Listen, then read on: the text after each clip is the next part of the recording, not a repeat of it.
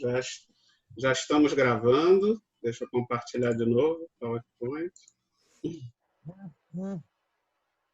Bem, meus irmãos, com muita alegria que a gente abre o nosso estudo, agradecendo a Deus, a Jesus, por essa oportunidade de estarmos reunidos, apesar da pandemia, termos essa oportunidade da tecnologia para estarmos mais próximos.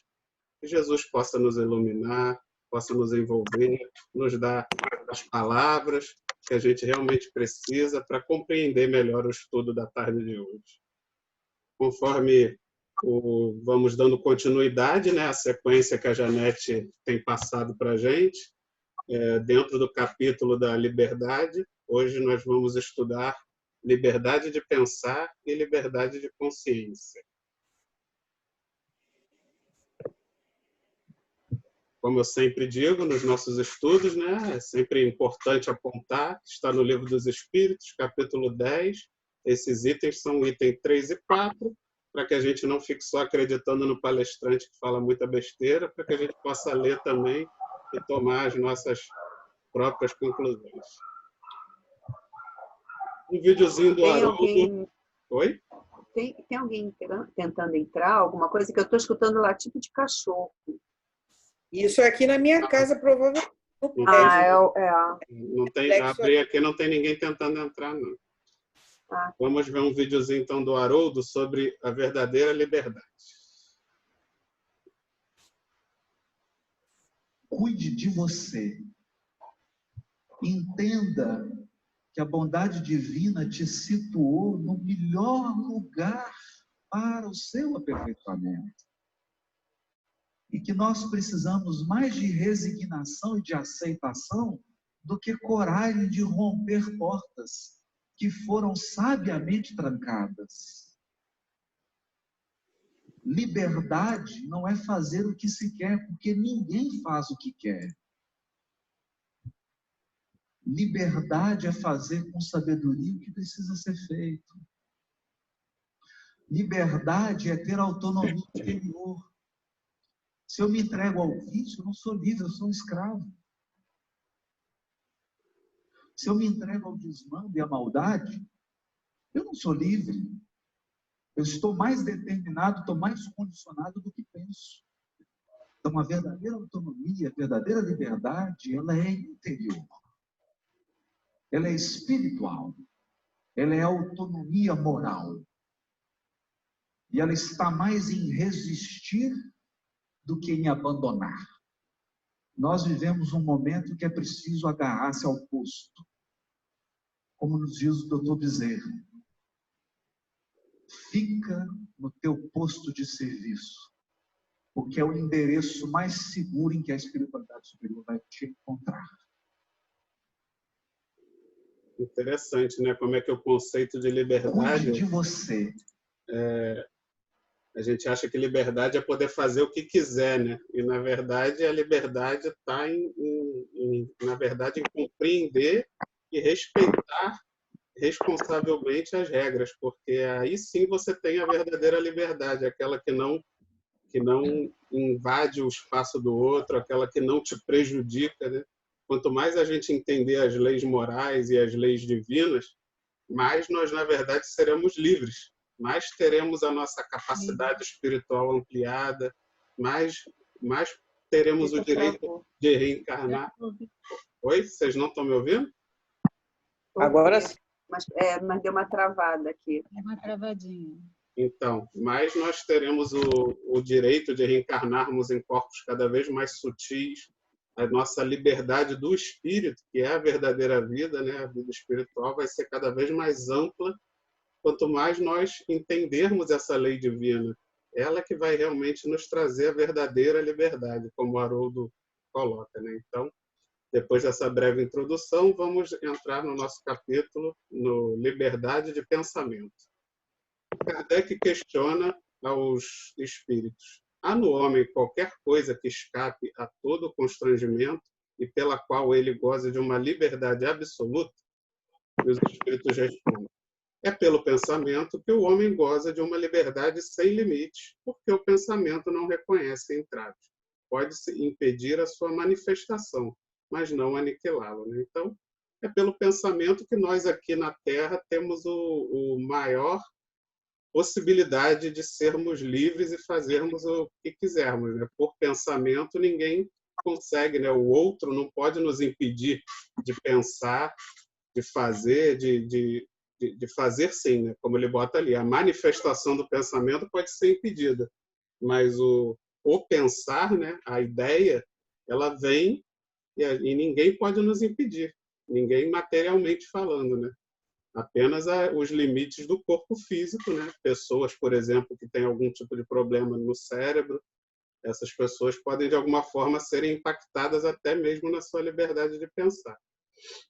E espiritualmente, a gente também já aprendeu muito na doutrina espírita o quanto o nosso pensamento é influenciado, ou pode vir a ser influenciado, né, por más companhias ou boas companhias, dependendo do quanto nós sintonizarmos. Então, veja que até no pensamento é necessário que a gente, como o Haroldo falou no início, tenha esse conhecimento das leis divinas para estarmos com o pensamento também livre, né? Realmente sofrendo menos influenciação, principalmente a má influenciação, e nos colocando em vibração com a espiritualidade maior para recebermos, sim, uma influência, mas uma influência para o bem, uma influência que vai nos trazer ainda mais liberdade. Alguém quer colocar alguma coisa? Eu gostaria. Pode falar. A liberdade de pensamento, que é maravilhosa, que ninguém pode tolir, mas ela traz também com isso a responsabilidade, né? Com relação daquilo que pensamos, porque o pensamento ele irá se exteriorizar, né? O pensamento é a base dos nossos atos e temos responsabilidade naquilo que fizermos. Então, como você mesmo falou, devemos estar vigiando, vigiar e orar de Jesus é muito importante para que a gente esteja avaliando os nossos pensamentos, né? O que será que eu tenho pensado que poderá estar, ao ser exteriorizado em forma de atos, podendo estar prejudicando os nossos irmãos, né? Prejudicando os nossos irmãos, influenciando de forma negativa. E um ponto também que eu acho muito importante é que ao a gente pensar, nós temos os amigos invisíveis, né, do plano espiritual, que eles percebem aquilo que a gente pensa, porque através do nosso perispírito nós conseguimos estar criando uma imagem daquilo que pensamos. Então, se estamos pensando coisas negativas, os espíritos irão ver exatamente uma cena, né, que é criada no nosso perispírito, e eles veem. Se eu tenho intenção de tirar a vida de uma pessoa, por exemplo, eles verão essa imagem que está plasmada no meu perispírito. E aí eles podem, sim, influenciar a nós para que realmente aquilo venha a se concretizar, aquele pensamento. Mas é lógico que nós temos o livre-arbítrio para executar ou não aquilo que estamos pensando, né? E é por isso que devemos, como você falou, Vitor, estar nesta conexão com o Pai, estar em conexão com Jesus e com os bons espíritos, né? Então, o nosso pensar gera a nossa responsabilidade de agir. É isso. Mais alguém? Vamos para a próxima. Perfeito, Janete. Realmente isso até me lembrou que a gente já falou em outros estudos a questão de que por que, né, se o mundo espiritual de repente é tão bom, mas ele é bom para quem é bom, né? Porque lá exatamente nós não teremos mais esse disfarce da carne para esconder os nossos pensamentos e as nossas intenções, né? Então, não é à toa que os espíritos imploram para reencarnar, né? Porque ainda não estamos preparados moralmente para vivermos a liberdade da vida espiritual. Vitor? Oi? Oi, deu uma travada. Eu joguei o vídeo aqui para baixo para poder ler. Vamos lá. Questão 834. O homem é responsável pelo seu pensamento? E os espíritos respondem a Kardec. é responsável perante Deus. Só Deus podendo conhecê-lo, condena ou absolve segundo a sua justiça. Então, como a gente falou, Deus é o pensamento aqui na Terra, né, enquanto encarnados, ninguém consegue ler os nossos pensamentos, né? Um outro encarnado não tem acesso aos nossos pensamentos. E mesmo os desencarnados, esse acesso ao nosso pensamento, principalmente enquanto estamos encarnados, ele é limitado também, né? Ele é limitado à nossa vibração, a linha que estamos ali de vibração. Se você tiver numa vibração boa, provavelmente espíritos em vibrações mais baixas não terão acesso, não reconhecerão em você os pensamentos. E vice-versa, né? Quando estamos em sintonia muito baixa, não, os espíritos mais de sintonia maior não nos alcançam e não consegue também nos dar a ajuda que eles estariam disponíveis a oferecer. Porém, Deus é o que está ali sempre, né? Deus está dentro de nós, Deus está em tudo, e todo e qualquer pensamento, em todo e qualquer momento, em qualquer faixa vibratória, estaremos sempre perante Deus, sendo condenado ou absolvido, aí no caso, né? Sabemos que Deus não é um juiz malvado, mas é no sentido de perante as leis divinas, né? De estarmos dentro ou fora das leis divinas, perante Deus estaremos. Ele é o único que realmente estará ali acompanhando os nossos pensamentos sempre, né? Em qualquer momento. Alguém quer comentar? Isso é verdade. Eu não tenho grande conhecimento ainda, né, da doutrina espiritual, mas eu tenho a sensibilidade de saber que, assim, nós devemos ser responsáveis por tudo aquilo que fazemos, pensamos, né? E porque sabemos que Deus, esse conhece tudo, né? Nosso coração, nosso pensamento, e vai ver, dentre as nossas atitudes, até os esforços que a gente vai estar fazendo para uma melhora, né? Nessa terra, né? Ou até após ela, né? Então, a responsabilidade de tudo aquilo que pensamos e fazemos, né? Deus conhece de tudo, de todas as formas, mesmo que a gente não passe para outras pessoas, né?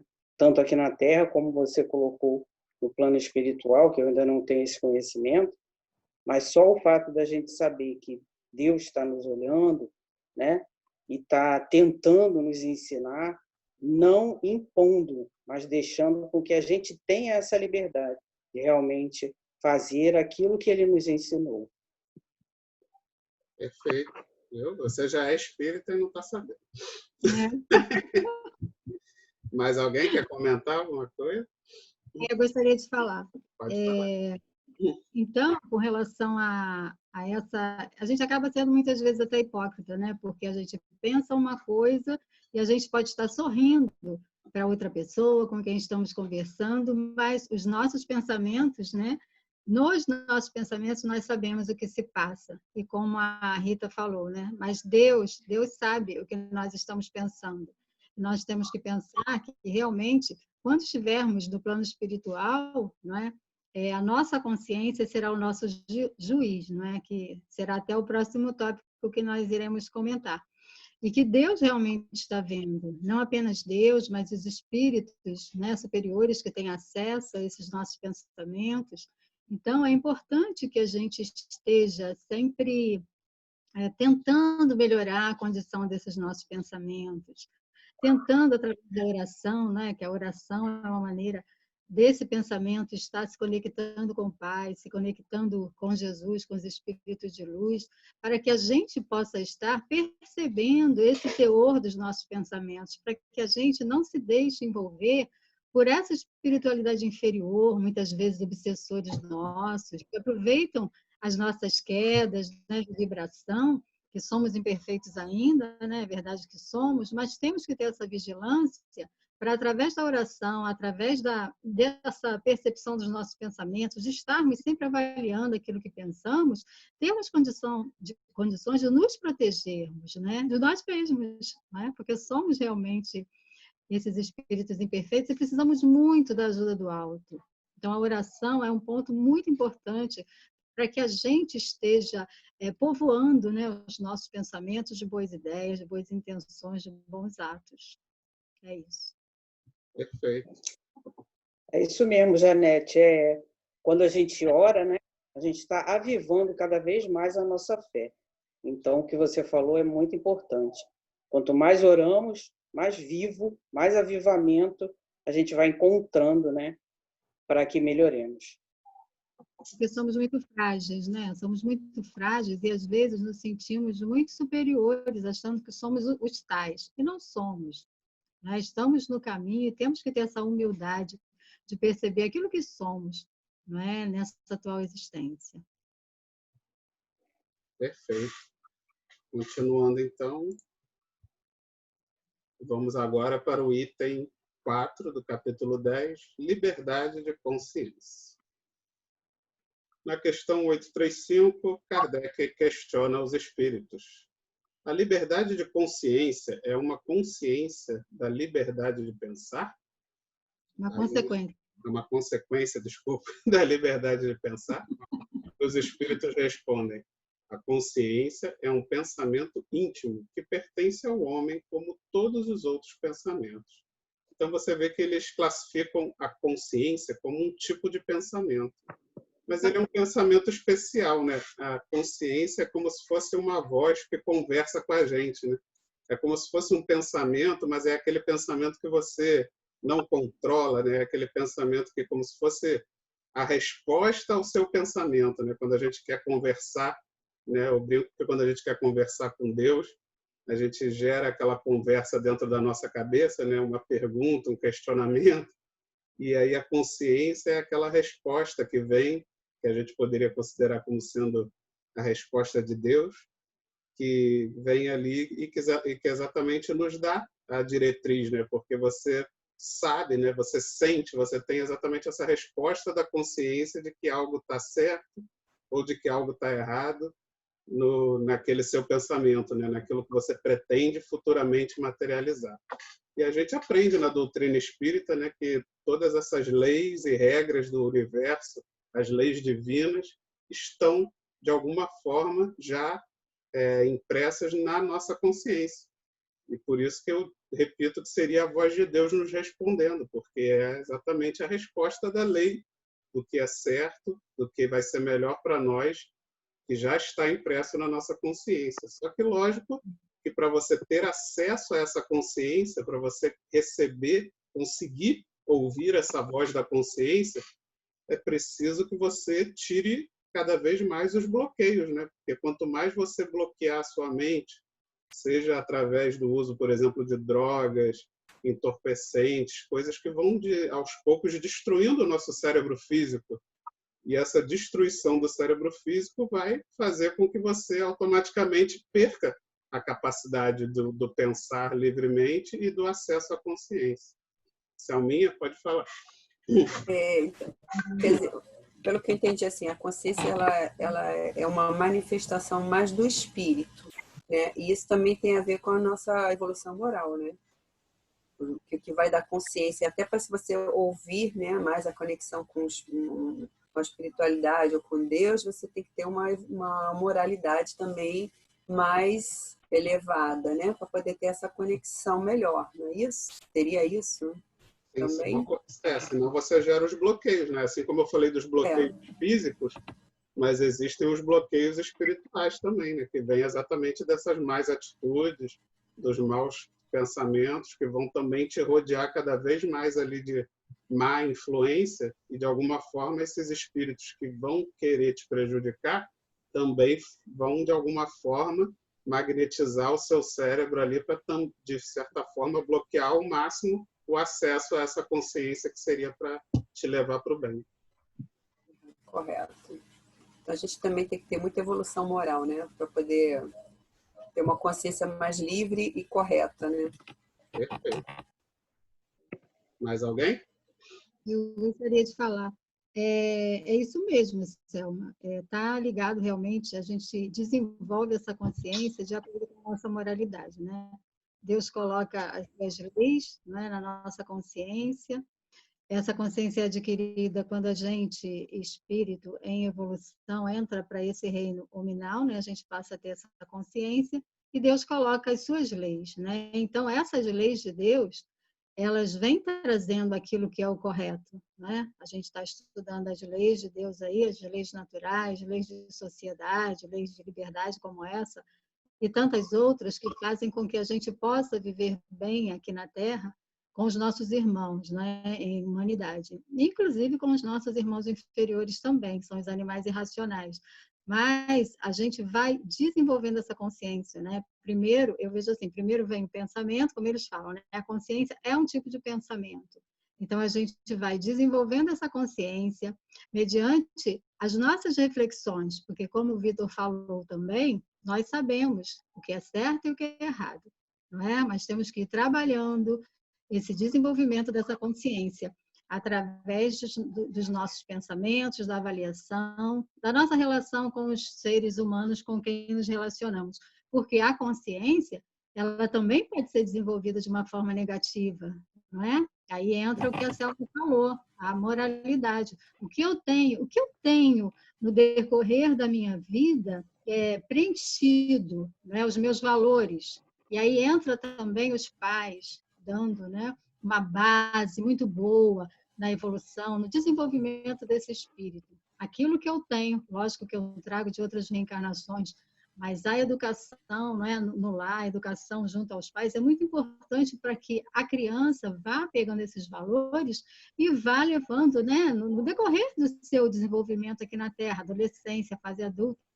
E somos nós que vamos desenvolver essa consciência de ser sensível a um determinado sofrimento dos meus irmãos, avaliar tudo que vivemos, tudo que sentimos e o que as outras pessoas sentem. Nisso nós estamos desenvolvendo uma boa consciência, né? Para que a gente haja de forma correta, de forma equilibrada. O oposto, a gente vai desenvolver uma consciência ruim, né? E nisso vai gerar os nossos atos ruins também, de injustiça, de crueldade até com relação aos nossos semelhantes. É isso, gente. Perfeito. Na verdade, a consciência que Deus implantou as leis divinas é como se fosse aquela fonte limpa de água lá da onde é a nascente, né? Porém, o nosso cérebro e o que cometemos nas vidas anteriores vão tornando ali como se fosse o rio poluído até chegar no destino final, né? Porém, os pais, como você colocou, não é à toa que quando a gente reencarna criança, porque é justo para que haja ali uma limitação bem forte das vidas passadas, para que os pais consigam, naquele período, de alguma forma, pelo menos tentar limpar um pouco desses filtros sujos, para que aquela consciência original lá da fonte consiga chegar no nosso cérebro e transmitir da melhor maneira, mais limpa possível, né? Nos dando acesso à verdadeira mensagem que a consciência divina quer nos passar. É porque os espíritos nos falam, né, desse período que a gente precisa, como você falou, da infância, que é a época em que o espírito está mais moldável, vamos dizer assim, né, para receber esses novos conceitos e esses novos valores. Mesmo que ele tenha sido um espírito muito equivocado, que fez muitas coisas ruins na outra existência, esse período da infância, os pais têm esse momento para jogar esses valores, esses maravilhosos, para que, quando chega a adolescência, que é quando eles falam que na adolescência o espírito se mostra tal qual ele é. Mas mesmo com esse jeito, né, vamos supor, rude de ser, mas se ele tem essa base que veio da infância, ele vai ter um ponto, né, de comparação e até de apoio para ele tomar suas decisões em cima daquela índole ruim, vamos dizer assim, que vai surgir na adolescência, né, como o espírito é. E aí, por isso é tão importante, não é? Os pais darem todo carinho e educação para os filhos. A consciência vai pesar mais, né? E aí, automaticamente, ele vai conseguir, talvez, se desvencilhar dos maus hábitos. Deu aqui que vai fechar em 10 minutos, mas se fechar, eu vou abrir a sala de novo e vou botar lá no grupo de estudo para a gente poder entrar de novo. Também o estudo não é tão grande, não. Já está do meio para o final. 836. O homem tem direito de pôr em traves a liberdade de consciência, não mais do que a liberdade de pensar, porque somente a Deus pertence o direito de julgar a consciência. Se o homem regula pelas suas leis a relação de homem para homem, Deus, por suas leis naturais, regula a relação do homem com Deus. Então, a gente consegue bloquear a voz da consciência, como a Janete falou. Mas eu acredito que, exatamente, esse trabalho dos pais na infância, dando essa base, por exemplo, vai dificultar, né? Porque a consciência vai ter uma força maior. Ela vai pesar mais nas suas decisões. E aí você continua podendo bloquear sua consciência e tomando decisões contrárias, né? Mas isso vai sendo um trabalho mais difícil. Porque se você ganha uma base moral, aquilo vai te empurrar, você vai ter um ímpeto maior a aceitar, a receber essas mensagens boas da consciência. E quando você fizer o mal, você vai talvez ser mais uma autopunição maior, né? Um peso maior da consciência, que provavelmente vai fazer com que você evite, no mínimo, a repetir aquele mal novamente, né?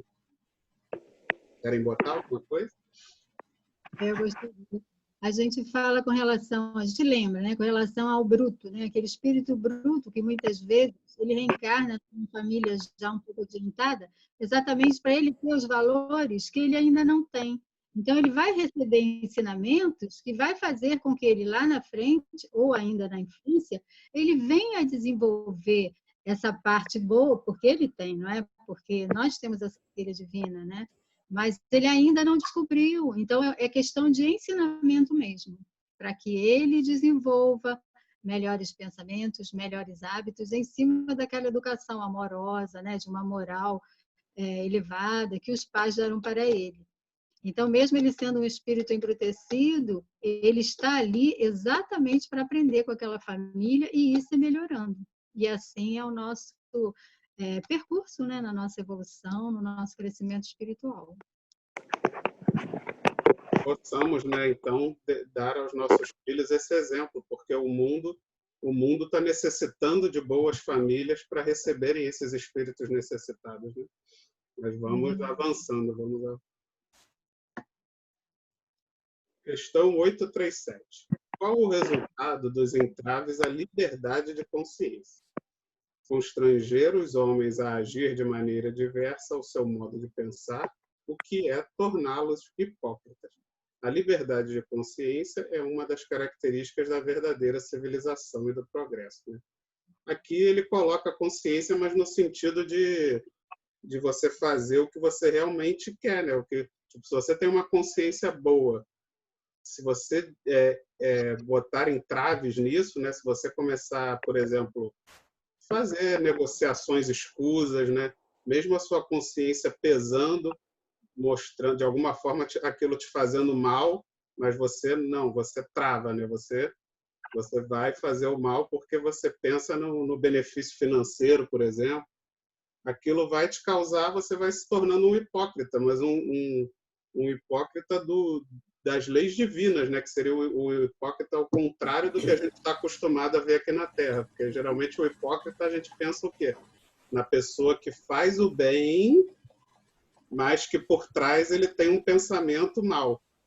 Mas perante Deus estamos sendo hipócritas quando fazemos o mal e não seguimos o bem, que é o que a consciência que está trazendo, né? O peso na consciência. Então, essa restrição da consciência vai nos fazer hipócritas perante a lei divina. Porque se você segue a consciência, se a consciência te leva para o bem, você não deve constranger. Você deve agir da maneira que a consciência está te guiando. Pode falar.